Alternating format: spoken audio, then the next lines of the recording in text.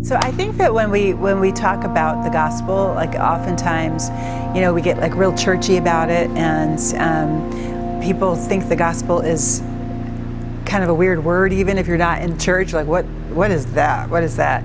But I mean, honestly, I think at the heart of it, it's really the longing of the soul. What is our soul longing for?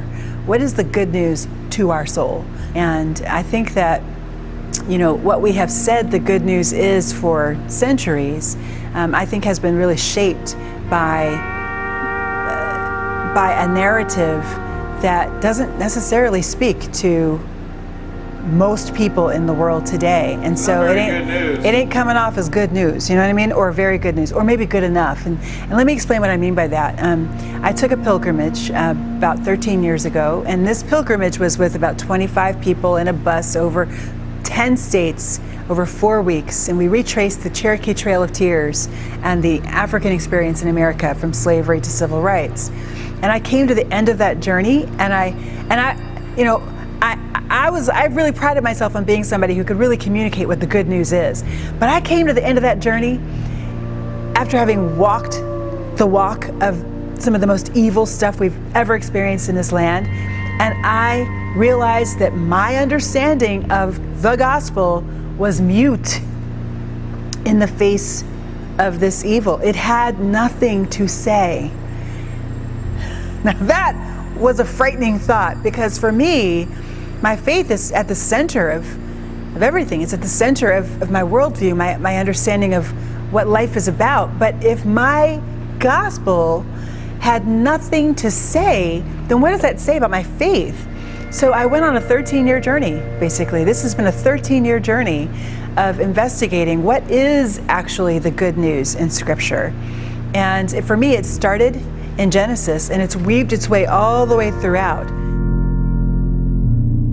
Miroslav Volf, in his book Public Faith, he draws a distinction between thin faith and thick faith. And I really do believe that part of the reason why people have been turned off by Christianity and actually just religion in general, over the last few decades, is because we have really borne the fruit of thin faith. Thin faith is the faith that caused the Holocaust.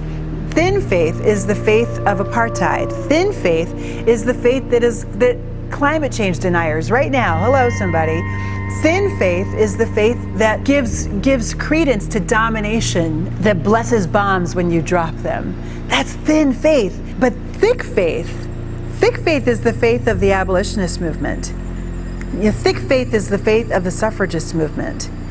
Thick faith is the faith of the civil rights movement. Thick faith is the faith of the environmental justice movement. Thick faith is the faith of Oscar Romero. Thick faith is the faith of Mandela. Thick faith changes the world. And it's that faith that we need today. The journey of the Very Good Gospel is to begin to understand how the Scripture actually does speak really good news for the world today. And it's really wrapped up in the question of connectedness, and how we were called and created to be connected with God, connected with each other, connected between genders, connected within families, connected between people groups, connected between nations. And it is the division and the breaking of all of those relationships that is causing the pain that we're experiencing today.